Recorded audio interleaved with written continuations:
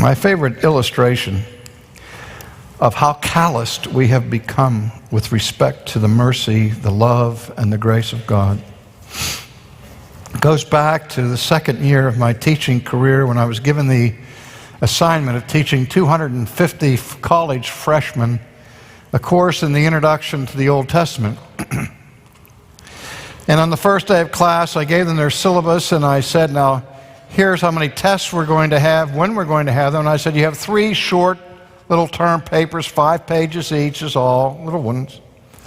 The first one's due at September the 30th when you come to class. The second one, October the 30th, and the third one, November the 30th. And I said, you have to make sure that you have these papers done, because if you don't, unless you're physically confined to the infirmary or in the hospital, or unless there's a death in the immediate family, you will get an F on that assignment if you don't have that paper here on time. Does everybody understand that? Yes. September the 30th came, and 225 of my students came in with their term papers with them. There were 25 terrified freshmen who came in the back of the room trembling. Oh, Professor Sproul, we didn't budget our time properly. We haven't made the transition from high school to college the way we should have. Please don't flunk us. Please give us a couple more days to get our papers finished. I said, okay. This once, I'll give you a break. I'll let you have 3 more days to get your papers in, but don't you let that happen again. Oh, no. Thank you so much. And then came October the 30th. This time, 200 students came with their term papers. 50 students didn't have them. I said, where's your papers? They said, well, you know how it is, Prof. It's midterms, and we had all kinds of assignments for other classes that were taken. It's homecoming week. We're just running a little behind. Please give us one more chance. And I said, you guys don't have those papers? Do you remember what I said the last time? I said, don't even think about not having this one in on time. And now 50 of you out there don't have them on. Oh, yeah, we know. I said, okay. It's the last time. I'll give you 3 days to get in your papers. And you know what happened? This really happened. I preached on this a few years ago, and there happened to be somebody in the audience that was in that classroom. And he hasn't forgotten it. They started to sing spontaneously. 250 voices. We love you, Prof. Sproul. Oh, yes, we do. And I was the most popular professor on that campus until November the 30th. This time, 100 of them come with their term papers, and 150 of them don't have their term papers. And I watch them walk in as cool and as casual as they could be. And I saw one of them who was a Marine veteran, and he came walking in the room, and I said, Johnson. He said, what? Where's your paper? He said, hey.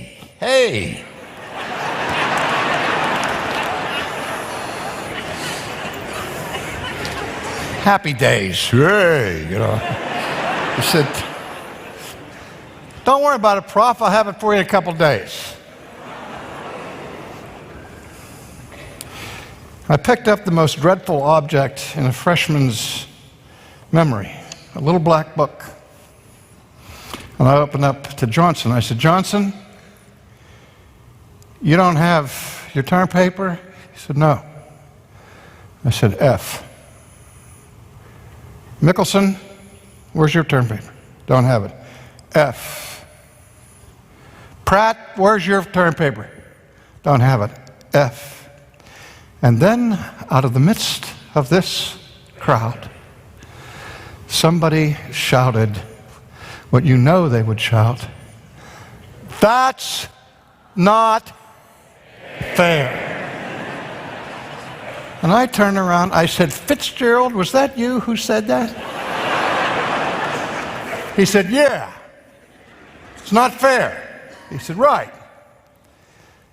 I said,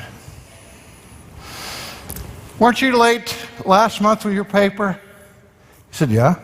I said, "Okay. Fitzgerald, I'll tell you what I'm going to do. If it's justice you want, it's justice you will get." And I went back and I changed his grade from October to an F. And there's this gasp in the room. And I said, "Who else wants justice?"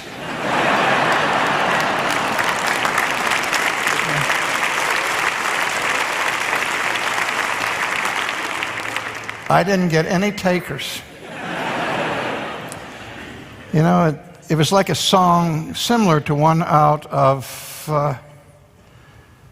My Fair Lady. "I've grown accustomed to His grace."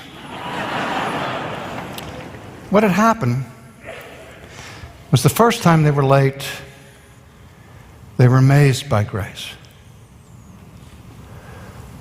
The second time, they were no longer surprised. They basically assumed it. By the third time, they demanded it and believed that grace was an inalienable right, an entitlement to which they all deserved. I took that occasion to explain to my class. I said, "You know what you've done when you say that's not fair, is that you have confused justice and grace. The minute you think that anybody owes you grace, a bell should go off in your head to remind you that you're no longer thinking about grace. Because grace, by definition, is something you don't deserve. It's something you can't possibly deserve. You have no merit before God except demerit. And if God should ever treat you justly outside of Christ, you will perish. And your foot will slide in due time. Anytime there's a group this large assembled, I don't care for what reason, whether it's a church service, whether it's a Christian conference, I know that there are people in this room right now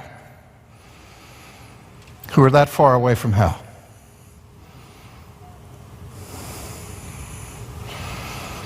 And they're assuming they're not going to go there.